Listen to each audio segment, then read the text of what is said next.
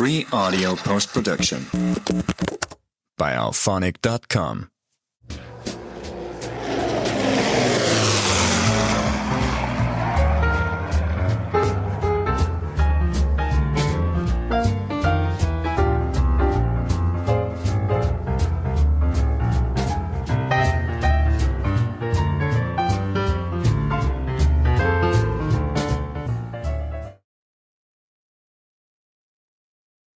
Hello and a warm welcome to all our listeners, and welcome back to Nevermind the Dam Busters, the podcast where we explore the realities, the controversies and the remarkable human stories behind RAF Bomber Command.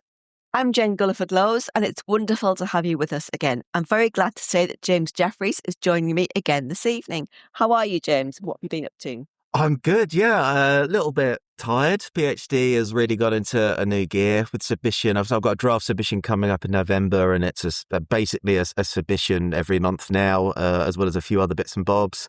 Work started on the strategic bombing course at Wolverhampton, which I'm teaching on. We've got some absolutely fantastic students there, really enjoying the conversations on that. And then, yeah, just the usual every day-to-day adventures of a historian. How about you, Jade? I wish I'd done the strategic bombing course. That wasn't an option when I did my course there. I would have absolutely loved that. We did the air war in quotation marks generally, but we didn't do one on strategic bombing. I would have loved that. Anyway, what have I been up to? Let's see. Well, last week I was at the International Bomber Command Centre in Lincoln giving my talk about mine laying. That was their supper time lecture. And it went down really, really well. I was absolutely overjoyed that it was I think it was sold out. There was 75 people turned up, which I was absolutely gobsmacked. Yeah, I was only expecting about 20 or 30, but yeah, it was lovely. Really enjoyed it. Got lots of great feedback on the podcast, which was fantastic. And it was lovely to meet so many listeners. And yeah, the talk itself went really well and people seemed to be really, really interested. So if you haven't already been to the International Bomber Command Centre in Lincoln, I would thoroughly recommend a visit. It is absolutely fantastic. It's not a museum per se. It's more of a memorial, I guess. But there's a fantastic sort of interactive display, and there's just so much stuff to see, and it's a really thought-provoking place. Definitely, yeah. Definitely. Very much recommend it. Well worth a visit. I went for a drink with Dan Ellen and Jamie Hefter afterwards. Brilliant. Did Dan heckle you? Because I saw he was going to online. No, he was banned from heckling me. Come on, Dan, come on. Jamie did come up with the answer to some of my questions. So I had to ban those two from answering any of the questions because they all knew them anyway. But yeah. So yeah, we went for a drink after, which was nice to catch up with them. Only downside was I didn't get to see the stone for my uncle's crew in the Ribbon of Remembrance this time because it was dark when I got there. Yeah. So I never got to see the lads this time. To be fair, it's probably a good thing because I always just burst into tears anyway. So yeah, and the thing is, most of them survived the war as well. I still cry, but yeah, anyway, it's always an emotional trip, shall we say? Yes. What else have I been doing? Oh yes, I finally made some progress on the Norway book. I've changed my hours at work recently, so I only work alternate Fridays now, which is great. So I'm setting aside a little bit of time to get back into that. I've managed to make some progress. I've written probably another 2,000 or 3,000 words in the last few weeks. It's not loads, but I'm getting my head back in the game, basically. Brilliant. What else am I doing? Oh, I'm heading back over to Norway at Easter for about 10 days or so. I absolutely cannot wait for that. I'm really ready for a rest. I've not really had any substantial time off work since October. Absolutely knackered. This job is killing me. What else? Oh, yeah, I've been doing something for the operations room. YouTube channel, yeah. And they're 1.5 million listeners or subscribers or whatever. Yeah, it's not insane. Yeah. So I've been doing something for them. I can't divulge yet, but all will be revealed in due course. What else have I been enjoying? Oh, yeah, I've been really enjoying the We Have Ways of Making You Talk podcast series on the Channel Dash. Who doesn't love a bit of Channel Dash? It's got everything. It's got Knives Now, it's got Sharp Horse, it's got Prince Eugen, it's got Swordfish, it's got Mines. Yeah, exactly. Really enjoyed that. There was a minor shout out to Bomber Command's mine layers during the course of the episode, but, I I think they could have gone into that a little bit more, but we'll see. Just send a strong email to them. Yeah, I'll send a strong worded email to James and I'll. What else? There are episodes on the sinking of the Bismarck and about the swordfish have been absolutely outstanding. I highly recommend that people give those a listen. They've been absolutely brilliant. So yeah, that's about it really. So shall we press on with our questions then? Shall I ask the first one? Yeah, you can go ahead and you can read the first one. Okay, so this is from James Eagle by email, and it is, how did Bomber Command get the enormous amounts of fuel, bombs, ammunition, etc. out to airfields? Was there a wartime rail supply network or just loads of tankers on the roads? This is a brilliant question, and actually, when I was looking into it, led me down many rabbit holes. But yeah, Jane, do you want to have a shot at this first? Yeah, I'll do the fuel bit. So you've got fuel oil, which is mainly aviation gasoline, or gas as it's called, plus some diesel, heating fuel for the barracks, etc. for RAF airfields, is moved and stored through a fairly organised logistics system run by the Air Ministry and the Petroleum Board, of whom I'd never heard before. So it kind of evolved during the war as demand grew and the threat of bombing increased. So the main way that I think fuel was transported to RAF airfields was by rail tank wagons. So this is the main method early in the war. So most fuel is travelling from refineries or import terminals if it's coming in from wherever, across the Atlantic or from Africa or the Caribbean or wherever. So the fuel comes in at railway sidings, in or inside RAF stations. Some of them have got their own, in tank wagons, which typically hold about 10 to 12,000 gallons, I think. Then the ground crews pump the fuel into the storage tanks on the base. And rail transport is used widely because at that point in time we had a really good and really dense rail network connecting ports, refineries and some inland airfields. For those airfields where there wasn't such accessible rail links, road tankers were used. They would come from the rail depot or nearby fuel dumps, and they would deliver the fuel direct to the airfields. I think they were operated by both RAF and civilian contractors operating tanker trucks. And these trucks also move fuel around the airfield, I think, from storage tanks to dispersal points or bowsers. You'd often see refuelling bowsers parked up near aircraft dispersal area. But I think later in the war, especially after about 1942, obviously when the Americans arrived, there was underground pipeline systems being constructed. Yeah. And this was known as the government, let me get this right, the government pipeline and storage system, which linked coastal fuel depots, refineries and inland airfields. And that then reduced dependence on rail and road networks and basically was protecting supplies from bombing as well, because obviously they're all hopefully underground or on the ground. Very secret as well. Yeah, very secret. The pipelines often ended at bulk fuel depots, and that the depots then distributed the fuel to nearby stations. There was also some coastal shipping involved as well, and imported fuel arrived by tanker ships to ports like, Thames Estuary, Mersey, Bristol Channel, and then from there it was taken by rail and pipeline or road to wherever it needed to go. I think most RAF stations had bulk fuel installations with underground fuel tanks. Obviously, they need to be partially or fully buried. Steel tanks to stop them being blown up.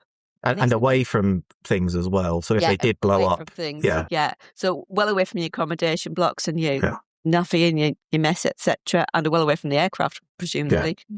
These were massive cylindrical tanks which could hold like thousands and thousands of gallons of fuel. And as I say, buried to protect from bombing and fire.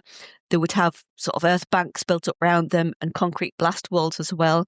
And they would be camouflaged to prevent the German reconnaissance aircraft spotting them, basically. I think that was pretty much it, really. Is there anything else you want to add to that? Yeah, I mean, that's pretty much all that I've got and what I knew already. And it really is incredible, the project that went into this and the fact that it was managed to keep secret started in the mid-30s, expansion of the RAF, etc. And as you say, was just about finished by 42, but they were extensions to pipelines and stuff, obviously when the Americans came in and such like. And often overlooked. You think, I mean, it's not something that you think about, which is why I love this question, because you think about the amount of fuel in all of those bombers and all of the trucks and everything going. Yeah, it's colossal. But and also I found out that a lot of these pipelines, I mean, again, I'll probably have someone correct me on this, is still used today and makes up for 40% or around 40% of aviation fuel transport in the UK. Wow, that's amazing. So that's how good they were at building things. But yeah, I mean, regarding ammunition and payloads, a lot of it, or most of it, fell to the job of 42 Group RAF Maintenance Command, which, side note, my great granddad, Bob Jeffries, I was a part of and served on during the war. Woo, shout out to Bob. Shout out to Bob, good old Bob. I've got a wonderful photo of him with his pipe, and he just looks, and moustache. He was not. I should clarify that he is hopefully miles. Although there is a story, I can't remember if I told this before, that we've got a 20mm shell that my dad showed me, which was sort of a weird family heirloom from the war, and apparently he deactivated it by putting it in a shed in a vice and just whacking it with a hammer. Days before health and safety, of course. Anyway, so yeah, you've got ammunition and payloads and bombs being transported as well. Again, this is all part of the development plan. They realise eventually that a war's going to come and there needs to be this mass expansion, and that is going to include supply and such like. And there are 3 storage sites in Staffordshire, Derbyshire and Wales. They build forward ammunition depots, which are about 20, 30 miles from airfields, usually in woods as well. So they're hidden. They're in a place that you wouldn't expect this sort of thing to be. And when they're moved at night. That's the other thing to really be aware of. So they have absolutely thought this through. And again, like with fuel, bomb, ammo stores are kept from a safe distance from the railways, from aircraft, from areas that are going to be populated by personnel and crews, etc. Camouflage, underground. And you think about this absolutely colossal effort, which is done really in a relatively short time, because we did the episode way back about the airfields being built. There's all of these things to consider as well, and they've thought of it, they've prepped for it. So yeah, it's incredible, and I absolutely love that question. I think we covered that in our very, very first episode, James. Yeah, we did. Yeah, brilliant question. So thank you for sending that one in. Okay, do you want to do this one about the Merlins? Shall I ask this one? Yeah, you can ask it, yeah. Okay. The next question comes from Ian Miles via Blue Sky. And Ian asks, which Bomber Command aircraft which did not have Merlins would have been best served if it had? Avro Manchester, stick on 4 of them. No, that was done, wasn't it? That's a bad example because it actually was done. But it does show you sort of like with the Manchester into the Lancaster, what an incredible engine the Merlin was. I mean, this is a fun what if one, isn't it? Because there is the demand over the Merlin, the worry of it. So you have the Lancaster B2, which doesn't have Merlins and such like, as a compromise, just in case there aren't enough to go around. I was thinking about this. What about the Sterling? If you lengthened the wings, stick Merlins on it, would that have improved much? I wonder if someone's written something like that. We had the Sterling episode recently, so yeah, that was great. That's been one of our most popular ever episodes because people. I'm not surprised. Love to hear about that. I'm not surprised. And then I thought, what about a Blenheim with Merlins? That would be a fun airfix kit. See, now I'm massively digressing. You could do that. I bet someone's done that. I'm going to change this around. And what about the situations where the Merlins didn't work? And I'm going to talk about the Halifax. Yeah. Because the Merlins were no good on the Halifax and were eventually replaced by the Bristol Hercules on the Mark IIIs. And it made a hell of a difference. There's very little difference between Halifax Mark III and a Lancaster from sort of early 44 onwards, really. So, yeah, the Merlins weren't necessarily the be-all and end-all. That's my shout-out for the Bristol Hercules. Anyway. Great engine, great aircraft. We've had this conversation before. Yeah, the B3 was on a par. Yeah, absolutely. Yeah. Okay, question 3. Somebody called Dan Ellin. Never heard of him. Never heard of him, no. What are special recognition flights from a WOP logbook 78 Squadron, July 1943? I've got to be honest, I was completely stumped with this one. Thanks, Dan. Jane, hopefully you can give a better answer. I shall try. Yeah, I had to research this one a little bit. So RAF Special Recognition SR flights were highly secret operations flown to identify unknown or radar-detected aircraft at night. so that British air defences wouldn't mistakenly shoot down their own planes. Oh. That's what I've been able to glean. Whether that's right or not, I don't know. So they're essentially airborne identity checks for friendly aircraft operating over Britain. Why were they needed? So during the war, we've obviously got this sophisticated radar defence system, Dowding system, which tracks aircraft approaching or flying over the UK. The problem was the radar couldn't always tell friend from foe. And at night, especially, British radar operators often saw aircraft that could be RAF bombers returning from Europe, Allied aircraft off course, German bombers or intruders. And obviously, if anti-aircraft guns or night fighters engage the wrong aircraft, it can result in a friendly fire incident. So the RAF created special recognition flights to physically identify them. So what these aircraft did, they would be scrambled when radar detected unidentified aircraft approaching Britain. And their job is to intercept, fly close enough to see markings or silhouette. That's a bit of a risky job, isn't it? Gosh, What if it was enemy? Yeah. Report whether it was friendly or enemy, and signal ground defences whether to engage or stand down. And they used visual signals such as flashing, recognition lights, Aldous lamps, or pre-arranged recognition patterns. So the kind of aircraft that were used for this, as far as I can determine, were basically very fast aircraft that could intercept quickly and operate at night. So we've got Hurricanes, the Defiant's been mentioned. I'm not sure about that. Bullfighters and later some Mosquitoes. And sometimes these aircraft apparently had extra lighting or signalling equipment, but I haven't actually been able to find any evidence of this. So these flights are potentially dangerous and tricky because obviously night interception is difficult without modern radar. Pilots had to get very close to unknown aircraft. Enemy bombers or enemy aircraft could obviously open fire. Likewise, friendly. Yeah, I was just thinking that. You know, they're going to be going through the same thing. Thinking, who's this guy flying alongside? And sometimes pilots had to identify aircraft purely by shape or engine sound. What, in the dark? Yeah, that's crazy, isn't it? So, by way of example, this is how it worked in theory. The radar stations will detect aircraft approaching the British coast. Fighter Command can't confirm if they are RAF bombers returning from Germany, although you think they would know. I mean, they would be expecting them back, surely. I mean, how much communication was there between the commands at this point in time as well? This is the issue. A special recognition aircraft scrambled. The pilot intercepts and visually confirms that they are RAF bombers, and ground defences are ordered not to fire. Sounds a bit hit and miss to me. It does, yeah. Yeah. Well, yeah. So obviously these are only a temporary solution until electronic identification improved. And I think later in the war, the RAF had some sort of, are they called IFF?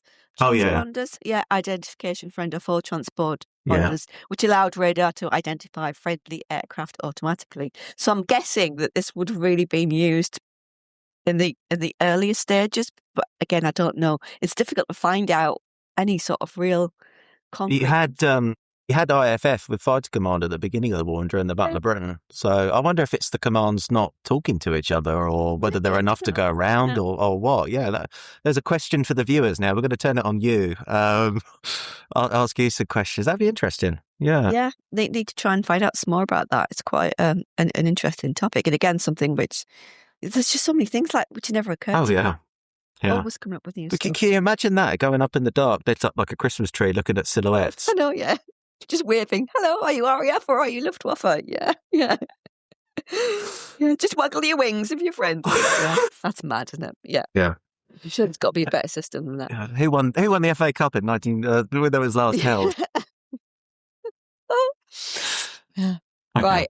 Do you want to do the next one? I'll read this one out from... Yeah, go for it. Are we doing 5? We are, yeah. Yeah, okay. Yeah. This question comes from James McNeil. Hello, Jim. How are you? On Facebook. The question is, why didn't the RAF, US Army Air Force, carry out Operation Argument Big Week repeatedly throughout the war? I understand it was as successful as hoped, and the same for bombing operations against the Reichsbahn, the transportation plan. Jim says, I've heard one historian assert that it greatly expedited the collapse of Nazi Germany. 2 massive questions there, Jim. All combined in one. Do you want to have a go at that? Yeah, I mean, these are massive. And hi, James. Thanks for the great questions. I'll do argument first, really, is it did its job and the task was there. The German fighters had been diverted back to Germany from other fronts, including from northern France. The next thing was the transportation plan supporting Overlord. I guess you got the question then of, well, why wasn't it repeated again? But you think about it, by late 44, the Luftwaffe is a pretty spent force. Yeah. And you've got Lancasters, Halifaxes flying unescorted daylight raids quite deep. And it isn't the force that it was. Do you repeat the tactics again? No, not especially when the losses aren't really that high. And it's worked. It's done its job. Regarding the transportation plan, there has been some more debate of late by some historians wondering if it was overhyped. Whether the post-war initial write-ups, the US bombing surveys and such like, overhyped it. I think there's a little bit of an argument with that. There's always a little bit of an argument with that with these historical discussions. I generally think that it was a success. It did divert resources. It was a pain, and it did incredible damage. And you look at a lot of the if you go into specific raids or as a general strategic plan, it did. Look at the success of Overlord. Look at the air superiority, air supremacy over the beaches. So, yeah, I would say it is purely on that basis. That's not to say that it isn't still for discussion, and there is a lot to discuss with it. But transportation plan, yeah, as far as I'm concerned, it was a success. I don't think there's much else to add to that. Jane, your thoughts? Yeah, I've got quite a few thoughts on this, actually. So I think it's wrong to suggest that, that the transportation plan was just something which was carried out in the later years of the war, because certainly the Allies did bomb transport networks earlier, but they didn't prioritise systematic destruction of railways, bridges, canals, etc., probably until 44. But they hadn't sort of been doing it, I'd say, more on a piecemeal basis before then. And I think this sort of delay was mainly due to strategic doctrine, technology limits, and disagreements among Allied commanders, really. Obviously, early bombing is focusing on industry rather than transport. The targets are, destroying industrial production, not transport systems. And then the Americans, obviously their strategy is focusing on so-called precision bombing of key industries, particularly aircraft factories, the ball bearing plants at Schweinfurt, which we talked about recently, oil production later on. And transport targets are harder to destroy than expected. For example, railway networks were considered to be pretty resilient and easy to repair. Yeah, absolutely. Rail lines can be can be repaired in hours or days. There's multiple routes you can sort of just divert to allow trains to detour. All you've got to do is switch your points and send them by a different route. Even bridges can be temporarily rebuilt fairly quickly, and it is actually quite difficult to hit at railway lines. So I think the targets on the marshalling yards were different, because obviously you've got a much bigger target to go at. Some of these marshalling yards are absolutely massive. You're looking at something like, I don't know, the size of like King's Cross and all its various sidings, or something like that, which is a bigger target to attack. And obviously later experience proved that sustained attacks on the marshalling yards could certainly have a massive impact. But if you are talking about just trying to attack individual bridges or individual road networks or railway lines or whatever, they're pretty hard to hit. There's not really the accuracy, I don't think, in bombing technology and navigation aids, certainly in the early part of the war, to be able to achieve that to any great extent. Would you say that's fair enough? Yeah, definitely. And I think the other thing is, it's not just about the lines of communication. When you attack the marshalling yards, it is the good trains, it is the wagons that are destroyed. And you do have the stats of how many are destroyed. You're not going to get those back in a couple of days. Okay, so you repair the lines, you get it running again. But if you don't have the materials to be able to run it, plus when you do run it, you've got strafing fighters and light bombers attacking you. Same goes for tanks and everything else that's being moved and then put onto wagons, because let's face it, the ones coming from the factories are mainly going by rail, and you're running out of wagons to transport. And of course, it's going to be an absolute headache doing this. We haven't even talked about ports yet, which I imagine you're dying to talk about. So that's the thing. It's a wider thing, isn't it? When it comes to the transportation plan, it isn't just blowing up railway lines. It's so much more. there's always a bigger picture. And this is something which I always kind of like to raise, and it's you've got to try and see the bigger picture. What is the overall aim? What is the RAF trying to achieve here? It's not just about a single attack on one particular marshalling yard or one particular railway line or whatever. It's all part and parcel of a much bigger web, if you like. And Absolutely. you mentioned ports there. One of the things with the mine laying campaign is that I've argued that it should be seen as part of the overall transport plan, because what you're doing is you are disrupting coastal logistics. So you are then forcing freight to be removed from canals, from rivers, from coastal ports onto the railways, which you are then bombing. So you are causing maximum disruption, whichever way you look at it. And the reverse is also true. If you are bombing railways and freight yards, some of this freight is then going to have to go by water instead, which is being mined by Bomber Command. So it's all about that overall disruption to enemy logistics. And I think you've got to try and look at it as a sort of the global picture, if you like. Yeah, couldn't agree more. There you go. Good grief, that's a first, yeah. Yeah, it's my turn to ask, isn't it? This is in two parts, so I'll ask the first question first, which makes sense. This is from Andrew Harrison on Facebook, which is, why were the RAF bomber streams supported by more night fighters or intruder ops, and would it have made a positive difference? Jane, do you want to jump in with this first, and then I come in with my thoughts? Or yeah, I think Bomber Command rarely used large numbers of escort fighters or long-range intruder aircraft with the bomber stream for several practical and doctrinal reasons. Some intruder operations did occur, but they were quite limited and tightly controlled, I think. Yeah. So one of the initial problems also is the fear of shooting down own bombers at night. Say that again, put my teeth back in. Identifying aircraft at night is obviously a problem. Hundreds of aircraft can be flying in the bomber stream. They can get separated. If they come under attack, they might drop out of the stream, etc. And, a night fighter pilot might attempt or struggle to distinguish between a German night fighter, an RAF bomber, and another night fighter. It's in the dark. Yeah. Early radar and poor identification systems. There's always the risk of a friendly fire incident. Bomber stream tactic was believed by Harris to be the best defence in itself. So you basically pack hundreds of bombers into a tight time corridor. You overwhelm German radar and night fighter control systems.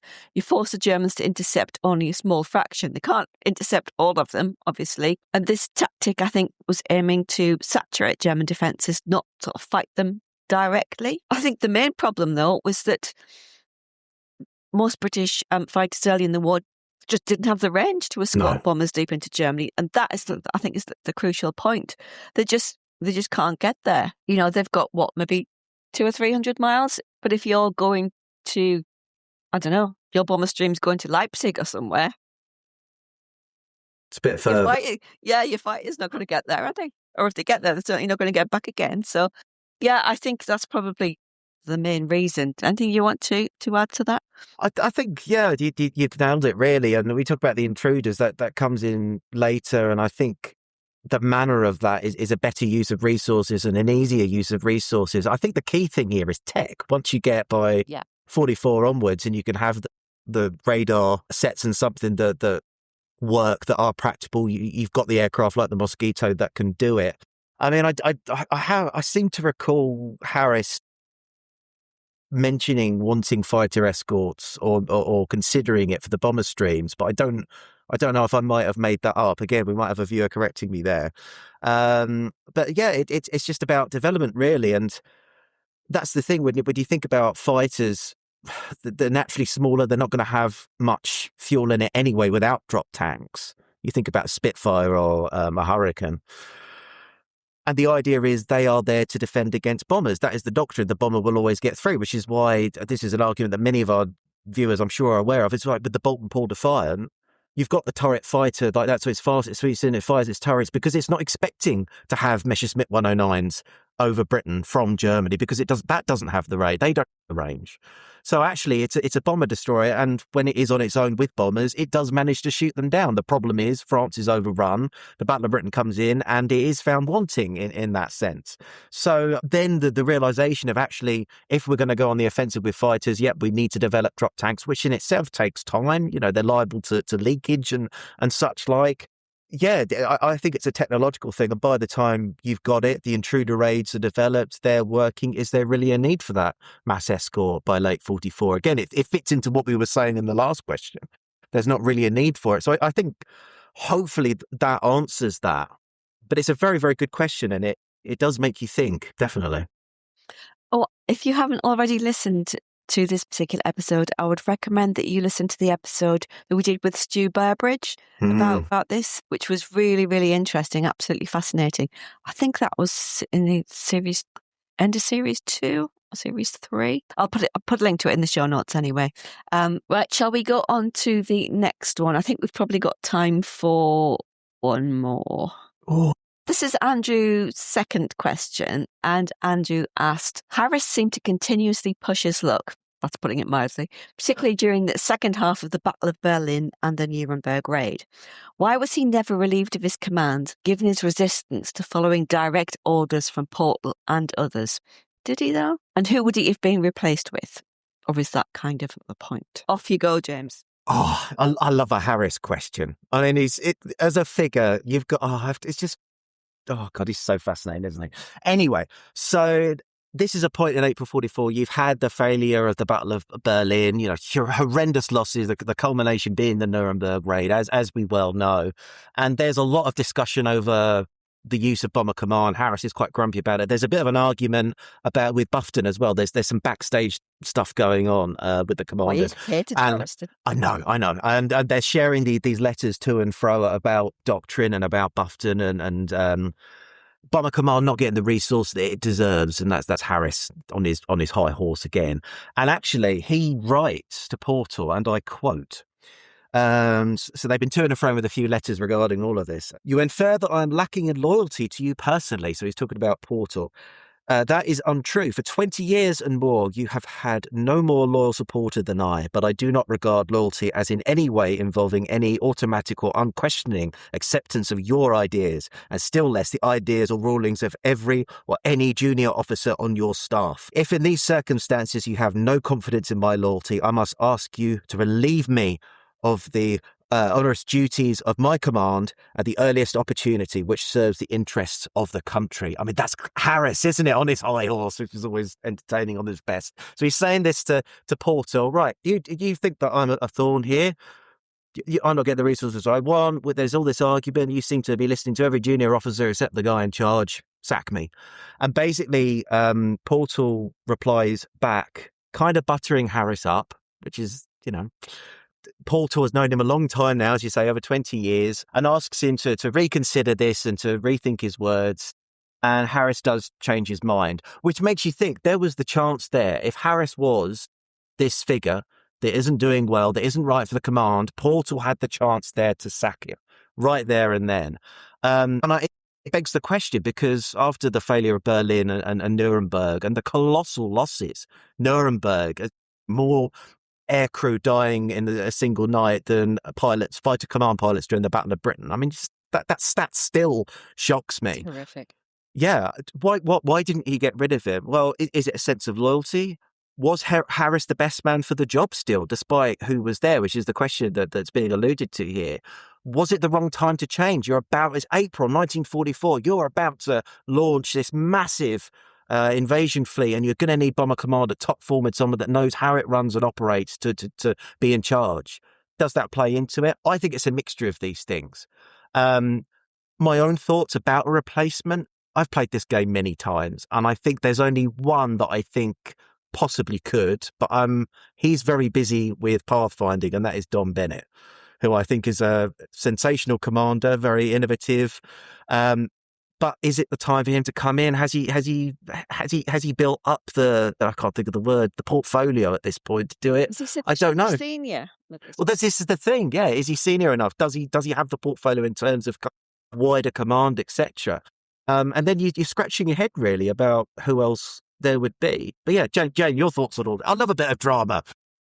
We love a bit of drama, and we love a bit of Harris drama. Oh, yeah. And Yeah. he never fails to deliver on that score. Absolutely. So I think there are several reasons why he was never relieved of his command. And I think it's important to remember that he did have strong political backing, particularly from Churchill, right up until the very end of the war. And also some parts of the air staff who very much believed in strategic bombing. I think we've got to go back to Churchill, who obviously viewed the bomber offensive as one of the few ways Britain could strike directly at Germany before the Allied invasion of Europe. And obviously Harris is one of the most aggressive advocates of that strategy. And I think removing Harris could have implied that the entire bombing strategy had failed, which would have been something that the government was reluctant to admit at that stage. As well, before Overlord, Bomber Command really is Britain's primary means of attacking Germany directly, doesn't it? Yeah. You've got the 1,000 bomber raids, obviously. By 43 to 44, you are sending over massive, massive numbers of aircraft on every operation, 6, 7, 800. It's not uncommon. This requires a massive industrial and manpower investment. Basically, Bomber Command at this time is one of the largest military organisations in Britain. And I think replacing Harris in the middle of all of that would have involved disrupting the offensive at a crucial time. Remember that Harris had delivered some major successes, well, depending on how you define success, in the bombing war. Oh, yeah. There'd been some dramatic results achieved. For example, Gomorrah in Hamburg. It's caused absolutely utter devastation. You've got the 1,000 bomber raids, starting with Operation Millennium. And I think these successes make Harris appear to be the architect of Britain's most sort of powerful offensive weapon, if you like. And many people seem to think that Harris's aggressive style made Bomber Command what it was. And I don't really think you can argue with that. And I think as well, the RAF has got a reputation for tolerating very strong-willed commanders, and these were often allowed quite considerable independence. I mean, Harris argued with everybody, and I think there's an argument to say that Portal managed Harris to a degree rather than removing him. Yes, he was difficult. Yes, he was absolutely obnoxious at times, but he was also highly competent at running Bomber Command's massive organisation, and I don't think you can take that away from him. I think one of the ways to possibly handle it might have been to sort of gradually redirect Harris rather than sort of provoking a sudden leadership crisis. Yeah. I also think the thing with Harris is he's great at PR. He's even with the stunts of the 1,000 bomber raid, but his speeches, and he is popular with crews, you know. So I think you get rid of someone like that, they're not aware of what's really going on behind the scenes. I mean, they would be onto it with casualties and such like, but I still think he's very popular at this point, and it would have been, again, just before the summer of 44, getting rid of a popular character. And I think that absolutely the point that you raise, which I should have done myself, his relationship with Churchill is key here as well. He would have kicked up a fuss. Why are you getting rid of him? Fascinating what if. And as regards who might have replaced him, and there's a few potential candidates, if you like. You've got Ralph Cochrane in 5 Group. Yeah. Yeah. You've got Bottomley. But he's very much a Harris man. What's he going to do? It's different. He's one of Harris's biggest bands, basically. I know that there's sometimes been mentioned in popular histories and on YouTube, she said in quotation mark, Guy Gibson. Bollocks. No. Absolutely. Sorry. No, not realistic. Forget it. Move on. Yeah, not happening. Yeah.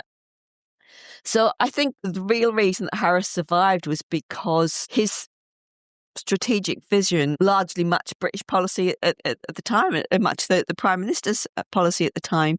And so right up to the very, very end of the war, the leaders may have disagreed with regard to specific targets, etc. But they still believed that Germany had to be bombed heavily. And Bomber Command was obviously going to be the main instrument of that. And this continues right up till, the end of April 45, doesn't it? Obviously, the whys and the wherefores and the necessities of that is a completely different argument altogether. But at the time, this was policy, and Harris was implementing that policy. Absolutely. Yeah. And I imagine, I read out part of the letter there, Harris probably knew all this as well. Yeah. He knew that there wasn't really anybody. He knew he had the favour of Churchill. He was popular with his men. He was friends with Portal, which is why he talks about loyalty and such like. They know how to talk with each other. So I think, that little bit of provoking is him doing a little bit of politics there. I agree. Harris, ladies and gentlemen. Yeah. Right, so we're going to, because we've had so many questions in from our listeners, what we're going to do is we're going to make this episode a two-parter. So we're going to do loads more questions next week as well. Please do send some more in the meantime if you want to. They'll always get answered at some point in time. Might not be this series, but we'll certainly deal with them in a future series. But thanks so much to everyone who sent in such thought-provoking and provocative questions. Absolutely. We're all about that. Yeah. We do like that. So, James, do you want to wrap up? Or I'll let you wrap up. Oh, you let me wrap up. All right, okay. Well, just once again, thanks to everyone for listening. Please don't forget to like, comment, subscribe, leave a review wherever you get your podcast. And if you would like to continue supporting the show, you can do so for as little as £2.40 or $3 a month. We really massively appreciate your contributions, and they really do help keep the show running in terms of paying for software, production costs, etc. So we will be back next week with our penultimate episode of this series, when we will be dealing with the rest of your questions, hopefully, possibly having a few further arguments and discussions. Until then, we'll see you all again soon. Thanks very much for listening.